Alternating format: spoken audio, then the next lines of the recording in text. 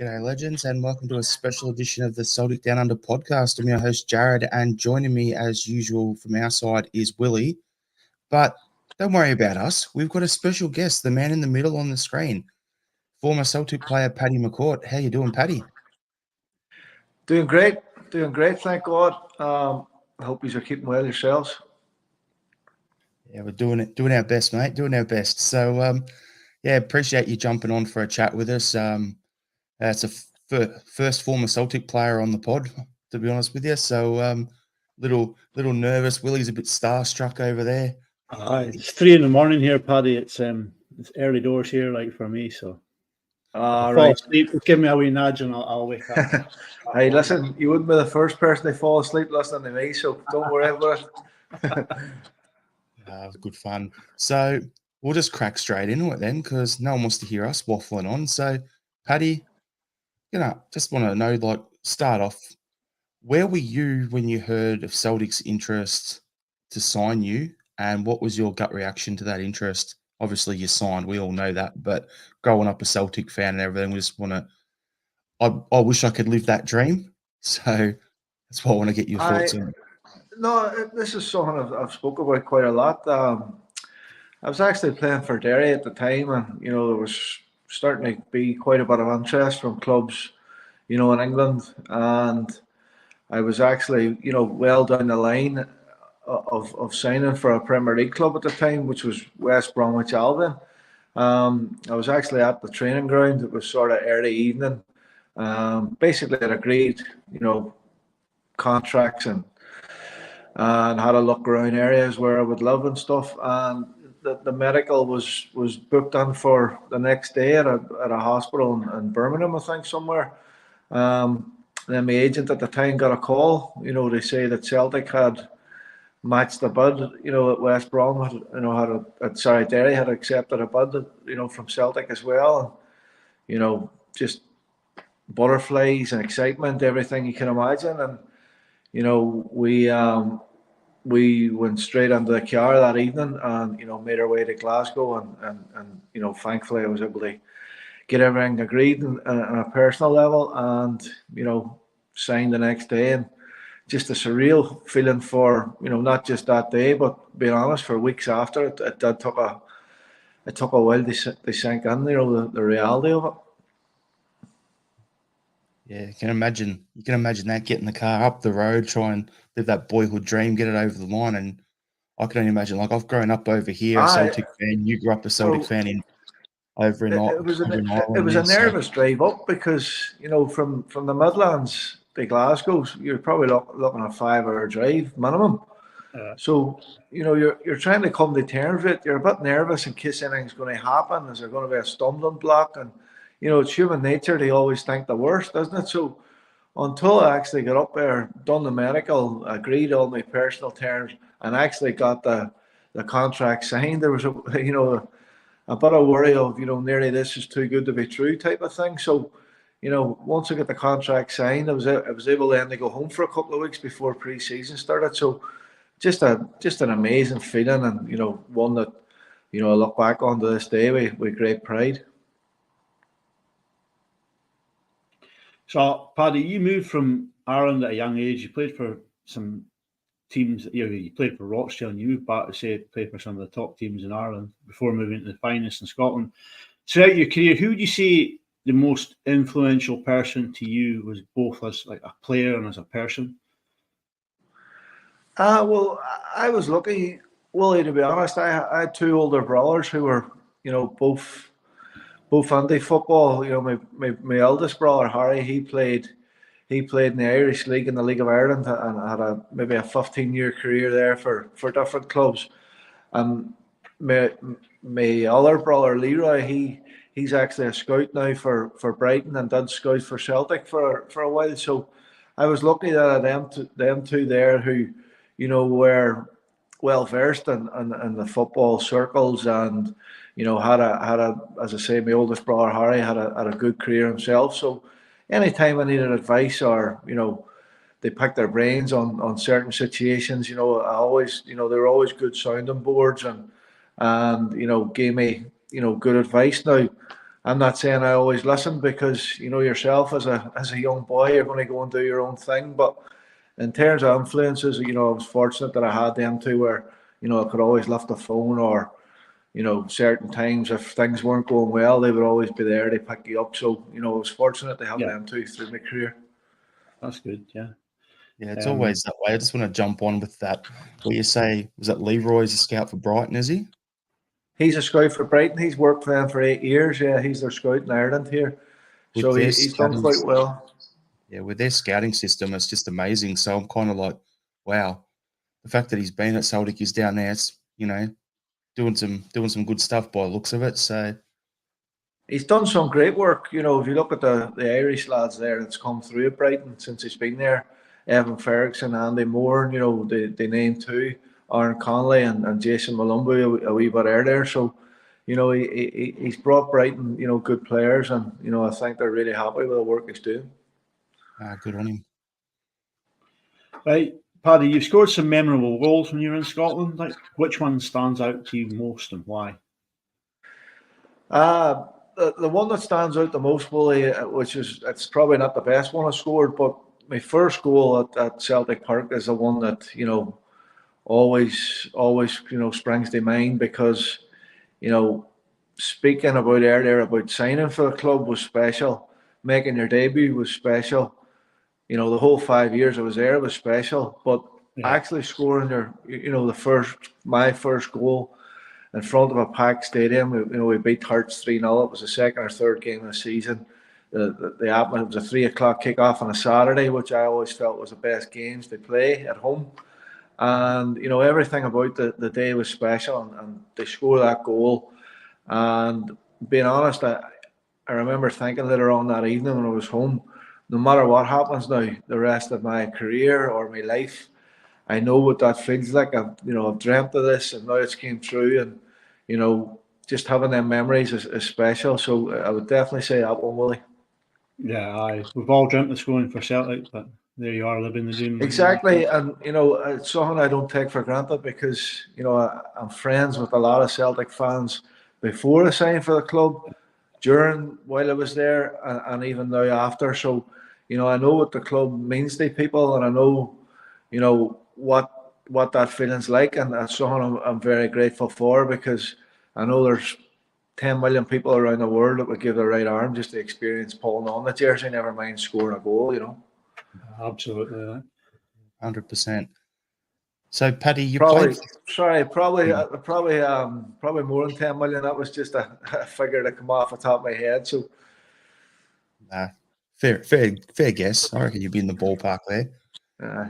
So, when you signed with Celtic, Gordon Strachan was the manager, and then you also played under Tony Mowbray and Neil Lennon. So, I just want to get your thoughts on what was it like to play under each of these managers, and then also when you had a change from Gordon Strachan retiring to Tony coming in to then him being moved on and Neil stepping in and taking over. What was the adjustment period like within the locker room for that? It was funny, because there were three managers, and all had different characteristics and different management styles. I have to say now, Gordon was the manager when I was there, but I spent most of that first year in the reserves, sort of adapting, coming from Derry to Celtic. So I only made 5 appearances under Gordon. I wouldn't be the best person to ask what he was like as a manager, because, as I say, it was only for one season, and I was basically just in and about the first team. I wouldn't have really classed myself as a first team player. Tony then came in, and we massively underperformed that season. Pre-season was actually brilliant. The style of football we were playing, the recruitment seemed as if it was good. And then once the season started, I don't know what it was. I can't put my finger on it. Couldn't then, still can't now, of why it didn't work, because Tony was a good manager. He had a good style of football, and the players liked him. And for whatever reason, which it sometimes happens in football, it just didn't work, and it just didn't click. And unfortunately, he lost his.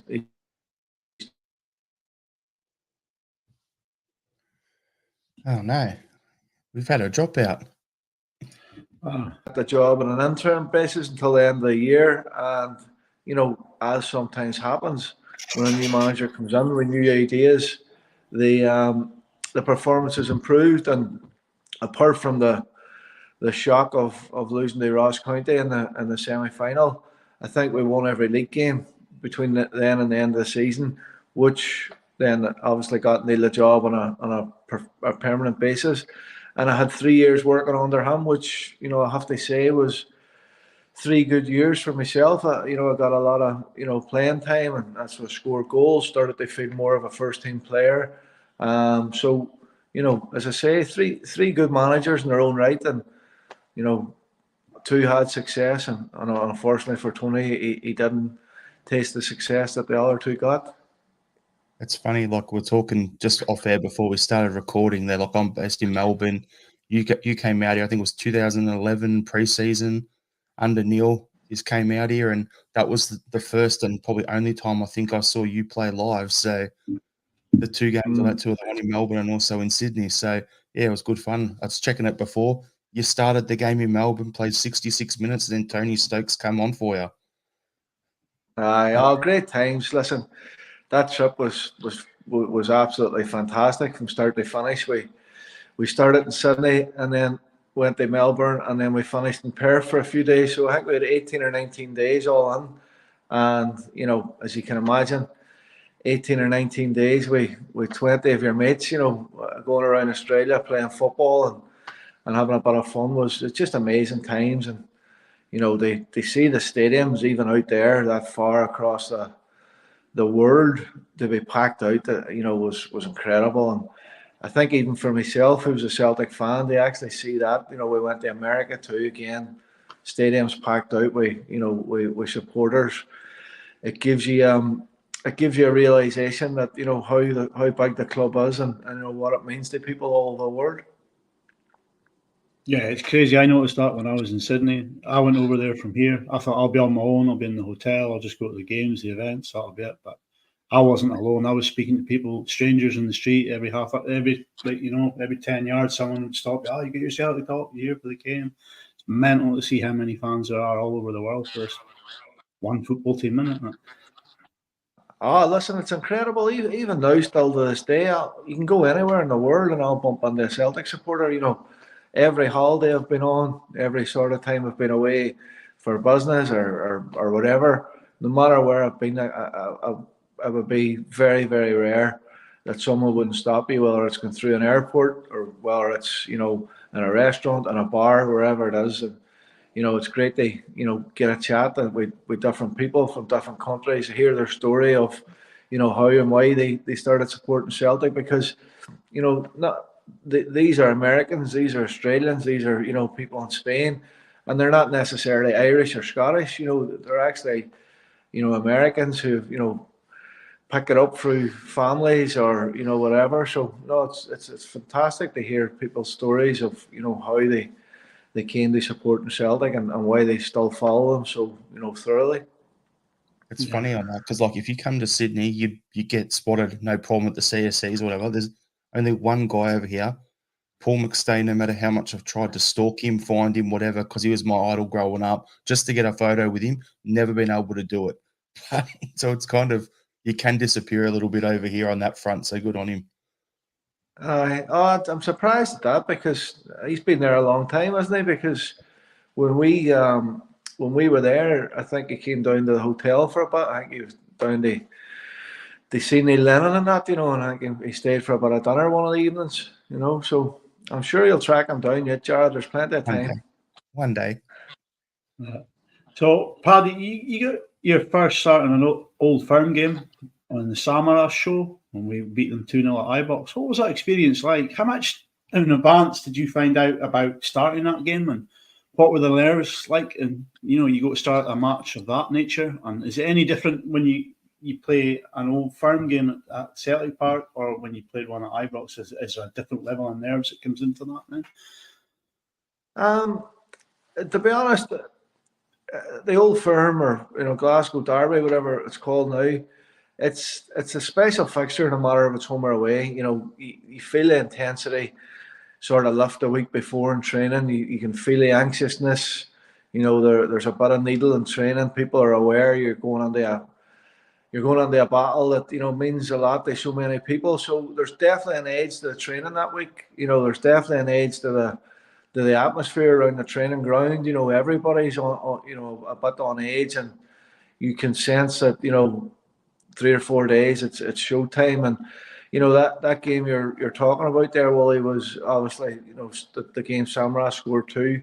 I had been in the team and doing quite well, and we were actually that game in particular, if I remember rightly, we were big underdogs because we were missing key personnel, and we had a few suspended, a few injuries, and Rangers went into that game as strong favourites, if I can remember rightly. But what we did is we went in, we rolled our sleeves up. We first of all worked hard, and we're hard to break down. And then, Big Sammy, fortunately for us, was on a going day, which when he was on one of them, he was unplayable at times. And thankfully for us that day, he was outstanding. And truth be told, he basically won the game on his own in an attacking sense, because his goal was fantastic.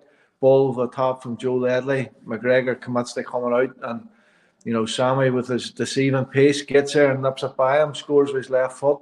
And then the penalty again was all his own work. Gets it in the corner, goes by, and McGregor rashly dives in, and then he steps up and tucks away the penalty. So look, fantastic day on a personal level, getting a start, getting a one, and at that stage, the behind the goal was still full of fans. It's different now. The seating and the allocation of tickets been not there anymore. So special day, and you could tell the supporters loved it too, because truth be told, we were sort of going into that game not really fancied by anyone. Yeah, I just remember that game. I was feeling unwell at the time. I was sick, and I woke up in the morning feeling cooked, thinking, this isn't going to be a good day. We weren't favourites. We weren't fancied at all that day. And then watching the game, just perking you up, you know what I mean? Watching Samaras run the show. And, it was a great day. And like you say, it was your first start in an Old Firm game, which it was back then. It's not anymore. It's the Glasgow Derby now, as we correctly pointed out. No, absolutely brilliant. Like, you could, from the pitch, even the celebrations after the game, you could sense the elation, coming from the supporters. Because, listen, it's brilliant to beat Rangers anytime, no matter if you're favourites, underdogs, whatever. Now, I know, supporters are diehard, and they would never go into a Rangers game expecting defeat, or expecting any less than the players giving 100%.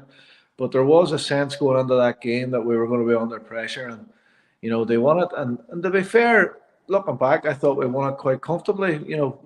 We weren't.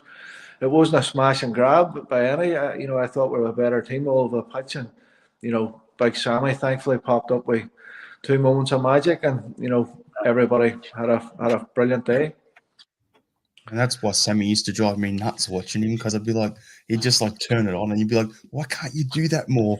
And just drive me insane, because he's that good. And then, then you go away and you play at Ross County, and he just looks like he's not really doing anything. And then suddenly it's like you're in Europe, Champions League, and he's doing absolutely tearing it up again. He used to drive me insane for that reason. I used to watch him. Used to watch him from the stand. You knew in 10 minutes what Sammy was going to do, didn't you? He's like, he's going to have one here today. Nah, he's not interested, is he? No, listen, it's probably a fair assessment, and listen, that could probably be aimed at myself as well. I had a sort of languid style where, times I could look, disinterested or a bit lazy or whatever, and Sammy was the same. And, when he was good, he was good, and I think it's fair to say when he wasn't so good, he wasn't good. So, look, that's probably why we got him at Celtic, because if he had been performing at his best 90-95% of the time, then he would have probably stayed in the Premier League longer, at a club like Man City or wherever. So, but look, the fans loved him, and he gave us some great moments through his time there. I think what you were saying there as well, where you were saying some of the same was directed at yourself. for me, I look at that as its running style. Like what I look at is the same sort of stuff that was said about you from my memory back then is what is getting directed at Palmer this season because the way he runs, the way he shapes up to take guys on, sort of thing. I think it's more that. So yeah, I don't know, it's different fans, different viewpoints, but yeah, I just think it's more of that sort of level. No, look, that's a fair point. And, you know, it was just my running style and sort of how I carried myself in terms of body language. It certainly wasn't a disinterest. You know, every time I stepped on the pitch for Celtic or any club, you know, I wanted to win, I wanted to do well, I wanted to do my job, which I see my job as, you know, creating and scoring goals. Now, look, like everyone else, some days you have good days and bad days, but, you know, never once did I go on there and say, I don't fancy this today, or, you know, it was just now going back to Palma. I think, you know, reading between the lines of my own friends, you know, speaking about him this season and me, I just think a wee bit of inconsistency is probably, you know, what's been aimed at him at the minute. I think when he's been good, and you know when he's been sort of underperforming, you know, he looks as if it's maybe just not going to be his day more often than when he is on a going day. But look, again, it's his first season. It's going to take him time to adapt, and in my opinion, there's a player in there. So you know, it's up to the management and the coaching staff now to get it out of him on a more consistent basis. 100%. All right, Willie, I'll go back to you for the Yep. next question. So you're going to go down in the history of the club as a cult hero. How does that make you feel at knowing in like 40, 50 years' time, there's going to be video of your goals, like the goal against Kilmarnock, the goal away against Cali Thistle, we're going to be rolled out as testament to your cult status? How does that make you feel knowing that you're sort of entwined in the history of Celtic Football Club? It makes me feel immensely proud, Willie, to be honest. I think from the day I signed for Celtic, I had a great backing from the supporters. You know, maybe that was, you know, with me being a Celtic supporter and being Irish and being called Paddy as well probably helped, and having a stupid looking haircut, you know. But whatever it was, you know, I really felt a sense of support right from the beginning, and you know, even till the day I left, you know, I still felt that even till the present day.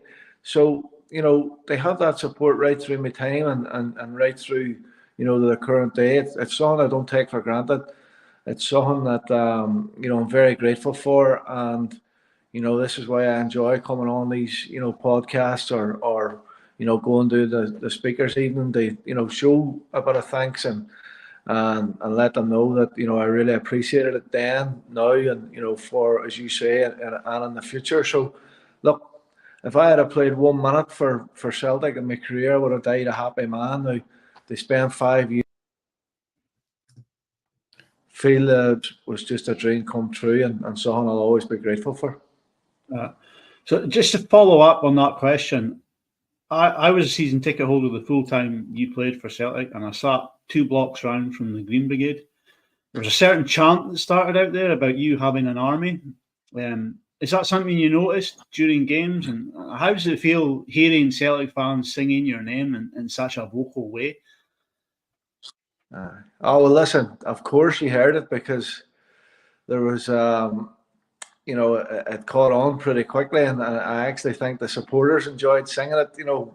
I did, right? You know, and look, it wasn't just in games then. You would hear I'd be in Tesco's or Asda getting shopping, and some boy in the next aisle would start singing it when he spotted you. So it nearly followed you the whole way around Glasgow for a couple of years.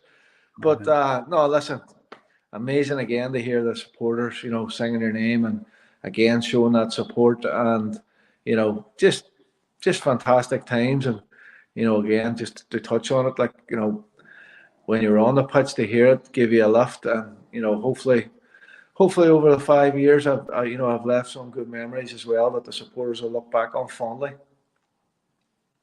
So talking about the support and everything, like you're part of the match day squad for the 2-1 win at Parkhead against Barcelona in the Champions League. So want to get you're sitting on the bench, you're at the front row seat, that atmosphere, full stadium tifo. what was your thoughts on the atmosphere that night? And then what was the reaction to the result in the change room after the game? The atmosphere that night was incredible. It was probably up there with the best I've ever experienced. That night was electric. You had arguably the best team ever, coming on the Celtic Park for a Champions League night. But, I have to say, and it's not just because we got the result, but all week in training, we fancied ourselves to get a result. We worked very hard on stopping them coming through the middle of the pitch. They didn't like to go out wide. They wanted to play everything through the middle. And look, I think they finished the game with something like 72 or 73% possession. But we knew we would have to suck it up. Now, unfortunately for myself, I didn't get on the pitch. I was on the bench and didn't get on, just the way the game went. That we were defending and we had the lead, so it would have been great to share a pitch with that team. But look, we had a game plan, stuck to it, and got the victory. But the scenes after were amazing because you knew you'd done something special. Like you were watching that team on a Saturday or Sunday evening in the Spanish league, winning 4, 5, 6-0, Messi getting hat tricks every week. They were just a phenomenal team. I think it was the year before, the year after, they were beating Arsenal 4 and 5-0 at home, and I think they beat them 5-0 away from it because they were just that good that they could just go and destroy a team. So they actually beat them in your own backyard, and a Champions League qualifier was absolutely sensational. And I have to say, credit to Neil Lennon and the coaching staff. They had a great game plan all week, and even the first goal, were Victor scores. That was worked on in training. That we knew that they were weak at that back post area, and with Charlie's delivery, Charlie could put it on a sixpence. So, we really did, or the coaching staff really did work hard on, how we could get some from the game, and the players went out and executed it, and turned out to be a special night. I think my boss that day was so happy. That was the most productive I'd ever been at work in the history of my life, because perfect time for us. Get up, 6 o'clock, watch the game, ends at 8, absolutely buzz and go to work. It was just amazing for us over here.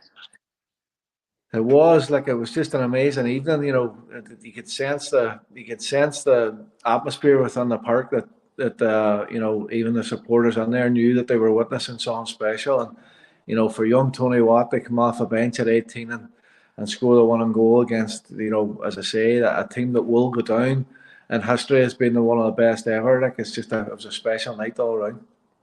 I took my wife there. She's Slovenian, and she'd never even watched kids kick a football around a park before. And I was like, after the game, I was just like, do you know what? There's no point you ever going to another football match as long as you live. No, never definitely not, because if she's expecting that every time, Willie, you're going to be in bother trying to bring that. I know.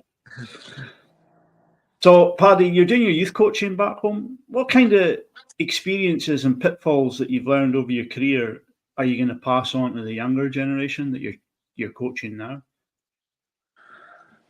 Well, look, it's one of the things, Willie, where football's changed so much that you just try and pass on a wee bit of knowledge and a bit of experience. Now, it's very difficult to put an old man's head on a young person's body, but all you can do is try and guide them and help them through what's difficult situations. Because look, having a career in football, as much as it's great, and people see the sort of good side of it, when you're on the pitch and you're earning good money, getting contracts, whatever it is. But it's a tough industry, and it can be lonely at times, especially if young kids at 15 or 16 are moving across the water on their own. So trying to prepare them for that, and also preparing them for the mental side of playing top level football, because a lot's expected of you, and the professionalism nowadays, you have to be really, really strict with your regime and your weekly sort of schedule. So it's not as easy as what people think it is. It's quite a tough profession, and you need to be willing to sacrifice a lot to get to the very top. Just like Ronnie coming in and removing, what was it, the ketchup and stuff and hot chips and stuff from the canteen. up in professionalism. You got people coming in, got to watch their diet and move away from home and all this sort of stuff. I love that story. That's why I threw that in there. Well, that's it. Look, all managers have different ways of doing things. That's obviously something that Ronnie brought on from Scandinavia, from his previous club. Now, by all accounts, it didn't last too long because the players wanted it back out, and it came back out after a few weeks. So, look, he tried it, and players from Scotland, Ireland, England, whatever, they have their certain diets. They have certain things that they like to eat, and the one thing you can never ever do is treat each person the same, because people like to do different things. Footballers and sports people in particular are very, very superstitious. I know players that eat the same meal before every game at the same time, and so all of a sudden, if that meal contained ketchup or whatever it was that was taken away, then that player's obviously not going to be too happy. So I think after a few weeks, the ketchup and the cans of Diet Coke and that were brought back out.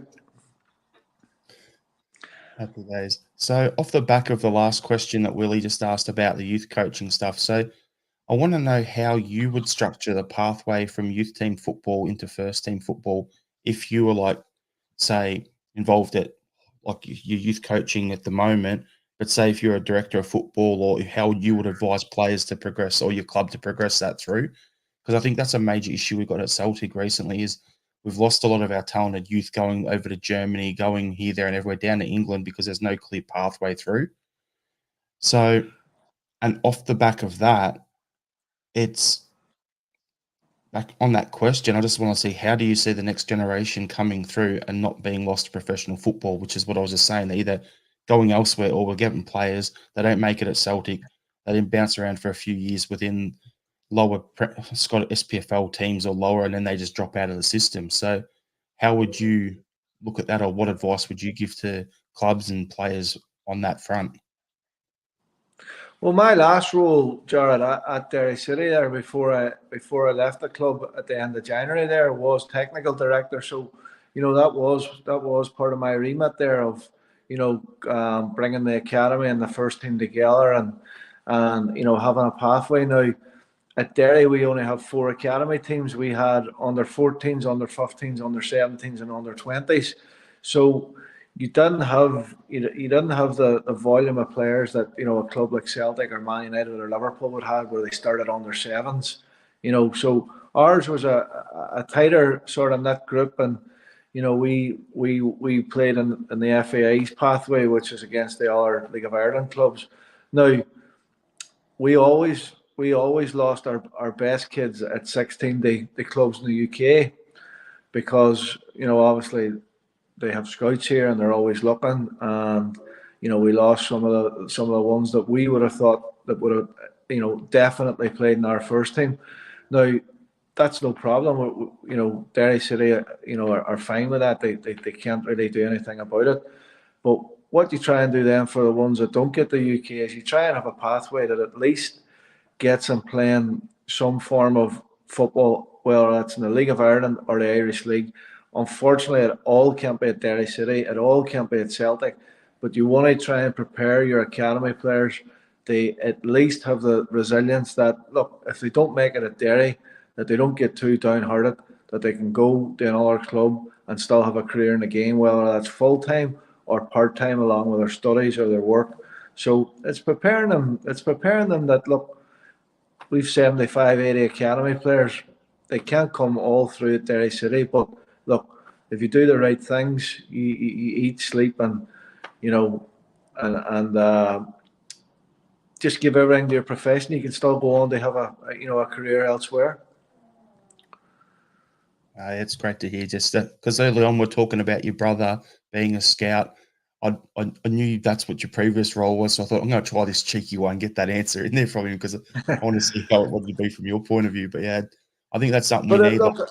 I'm only talking from my own experience at Derry City. Look, at Celtic, it's a completely different environment, because no one should really be coming taking our best players at 16. That should not be happening, because in our own right, we're a massive club. Why would they want to leave to go down to England, or why would they want to leave to go to mainland Europe? That's a question I don't have the answers to, but in my opinion, it shouldn't be happening.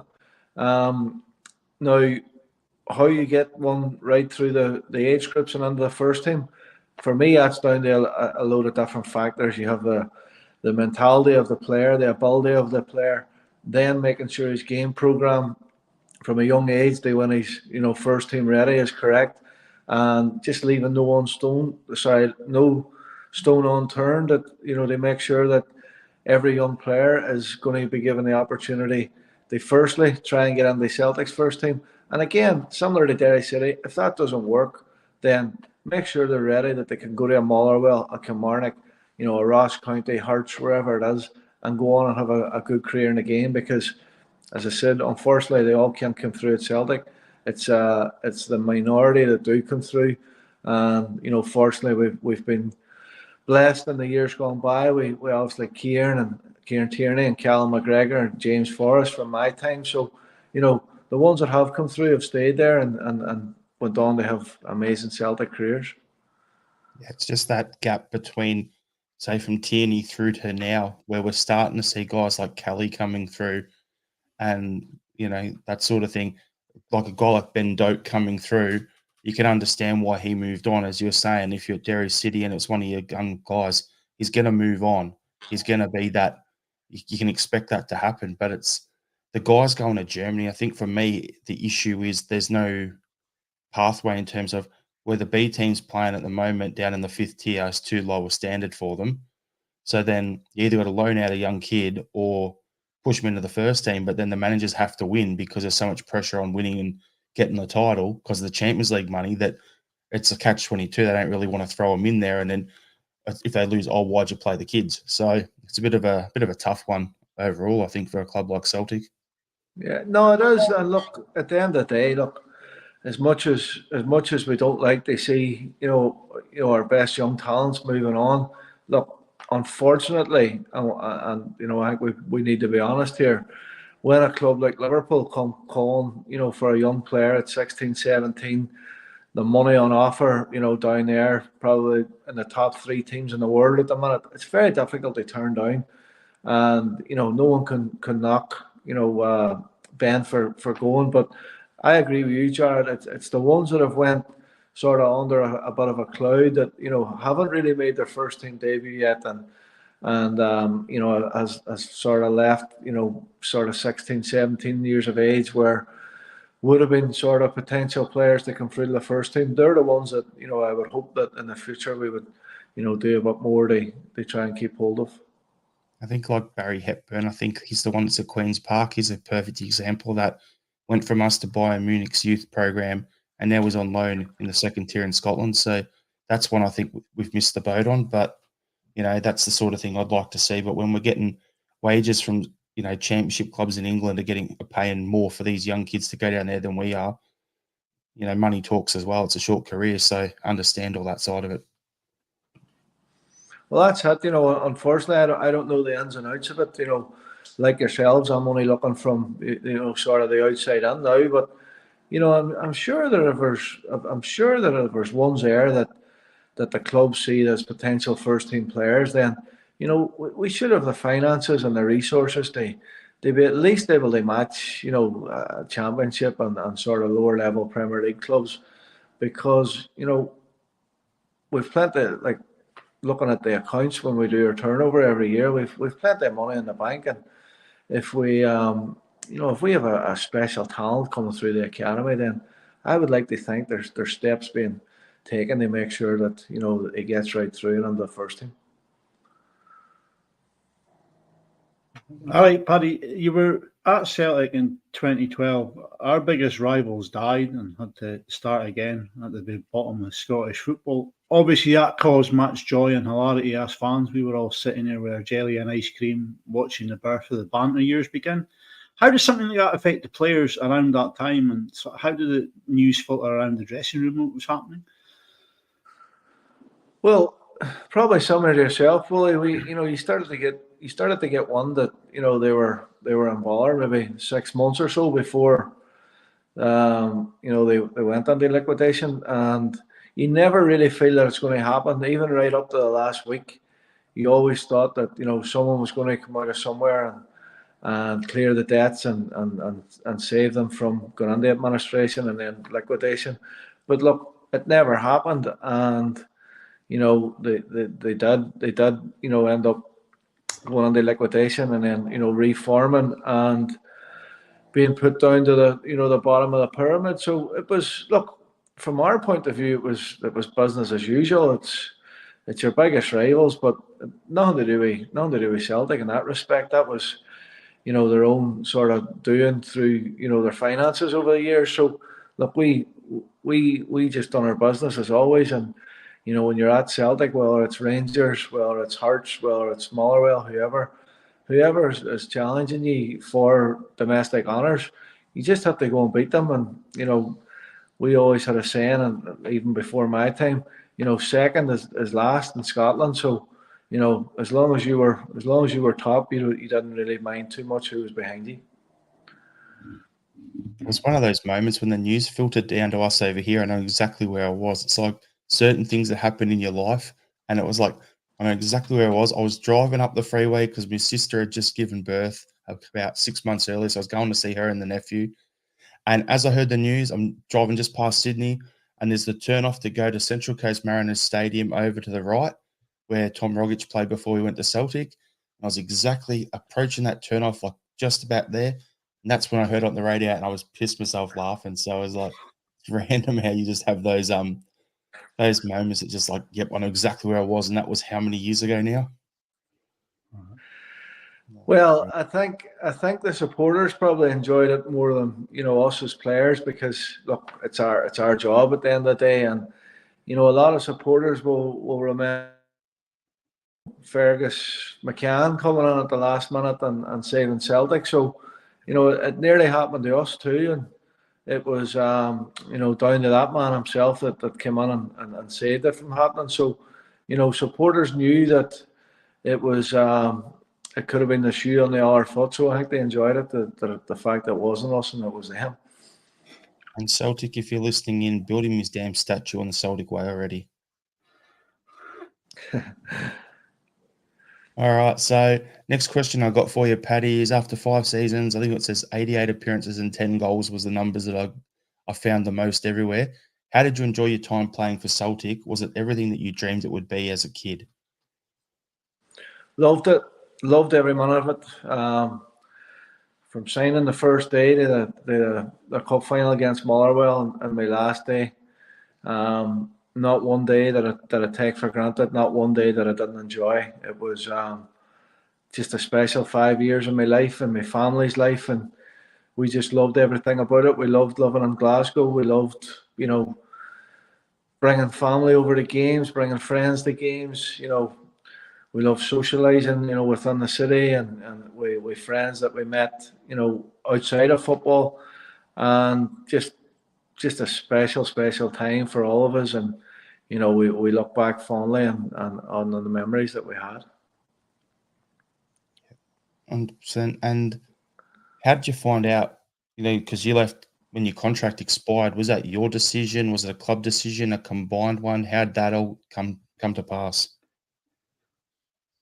No, I was going into the last year of my contract, and around January of that year, I decided that I was going to move on at the end of the year. I'd had a conversation with Neil Lennon and Peter Lawwell, and they would. I just felt that I hadn't played much that season for whatever reason, and which was funny because once I made that decision, sort of towards the end of January, I actually played a lot more the second half of the season. So.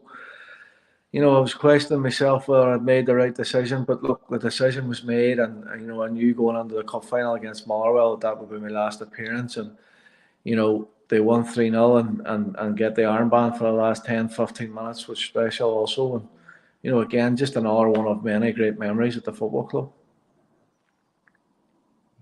Willie, you can have the next question. Jump on it. So you earned the nickname Derry Pelly. Give us your thoughts on that and any other nicknames you were called by football fans over the years. Oh, there's a few names have been called, but I don't know about nicknames. That's for sure. But no, listen, I think the Derry Pelly one was one that came, around the last couple of years when I was at Celtic, and I'll be honest, I've no idea where it came from, but it stuck pretty quickly, and it still sticks to this day. So look, I'm sure I've been called worse, and I'm sure I'll be called worse in the years to come. So as far as nicknames goes, it's not a bad one, to be fair. All right. So as we start to wrap the pod up, we've got like 3 or 4 quick little questions about your career to finish off with. I just want to give a plug to your upcoming shows you're doing with the Celtic State of Mind podcast. So on the 4th of April, you got a show at Grace's in Glasgow. And then on the 5th of April, you've got one at Caesar's Paradise in Grangemouth. So, yeah, you're looking forward to doing those shows? Yeah, looking forward to them. I've done a lot of shows before with Paul John Dykes, who runs the Celtic State of Mind podcast. So looking forward to getting back to Glasgow now in a few weeks, and seeing the supporters, and having a bit of yarn and a few stories and a bit of fun. So it'll be good to get back over. That's good to hear. So over your long career, you were lucky to play with many quality players. If you had to name a couple of players that you enjoyed playing with the most, who would they be and why? Can be for any reasons. It could be Bruni because he liked to go get kebabs at 2 a.m. It could be whatever you want. Just who would be your favourite you like playing with and why?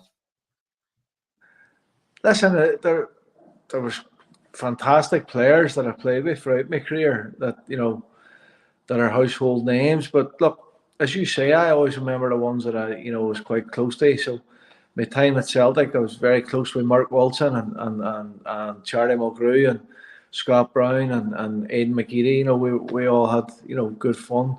Anthony Stokes as well was a good lad. So they're all lads that were brilliant lads and great players, and we had brilliant times both on and off the pitch, and great memories. Winning titles and winning trophies at Celtic, and also socialising after and having a bit of fun as young lads do. So all them types of lads would have been the boys that I look back on and remember being good fun and characters both on and off the pitch. Okay, next one is, how do you look back on your playing career as an overall thing now that it's done? I look back on it and think it was good. I think it could have been better, if I'm being brutally honest. I think I could have, played more games and played at a higher level for longer. But look, it's one of them things. I still look back at it, with pride at 17 years, nearly 18 years as a professional footballer. So, I'm lucky that I got that, and I'm grateful to all the clubs that I played for, and but if I'm being honest, and not just because we're on the podcast, but the 5 years at Celtic were special, and they were without doubt the highlight of it. What would be your all-time favourite moment of your career, Paddy? Just the same, Jarrod, that I touched on earlier, that first goal, Parkhead. The feeling after, the feeling knowing that I had experienced that now, and that no matter what happened, that could never be taken away from me. And we went on and they won titles and cups, and had great nights in Europe. But for me, scoring that goal and feeling what I felt in that moment was a special moment for me. What are your future career plans moving forward, Paddy? I'm not sure at the minute. I was 6 years at Derry. I've started out as academy manager and then was technical director. Now I've just left that role in January. So at the minute I'm just having a wee bit of a break and seeing what the future holds. But I'll certainly be back in football very soon. It's something that I love, and it's probably all I've ever known. So I am keep my options open, and I'm going to see what's out there now in the coming months. It's good to hear you're going to get back involved soon. So we'll keep an eye on that as well. And the last question, because it's a Celtic podcast, how do you think the current season is going, and will we win the league? Well, if I'm being honest, I am hopeful that we'll win the league, and I think we will. I'm not as sure, probably like yourselves, as I have been in previous seasons, because if we're being honest, I think the form has been a bit patchy this year. The team hasn't been as consistent as previous years, and I still feel that Brendan is still finding out about the players. I'm not 100% sure that he knows what he has in the dressing room. And then injuries haven't helped the key players at key moments. So, look, I still think on our day we're the best team, and hopefully we can put a wee run together between now and the end of the season and have a bit more consistency in performance. Because if we can do that, then I have no doubt we'll have enough to get over the line. That's good to hear. Love the positivity. We're still a chance, so happy days. All right, Willie, you got anything else any random questions without notice you want to throw Paddy's way, or we're going to thank him for his time and everything, let you get back to bed, Willie? No, I'm just going to thank Paddy for the memories and thank him for his time, and just say it's been an honour to sit here and speak with you, mate. Yeah, same here, Paddy. Not a problem, boy. It's good to get on, hey, and appreciate your time also, and hopefully the podcast will go down well, and get you back to bed, Willie, and them eyes are getting a bit heavy looking now. Yeah, it's at 3:45, 5 to 4 in the morning here now, so dedication for you. Happy days. Thanks excellent. again, Paddy. Okay, lads, thanks very much. Yep. Thank you very much, Paddy. Best of luck. Cheers. Thank you. Cheers.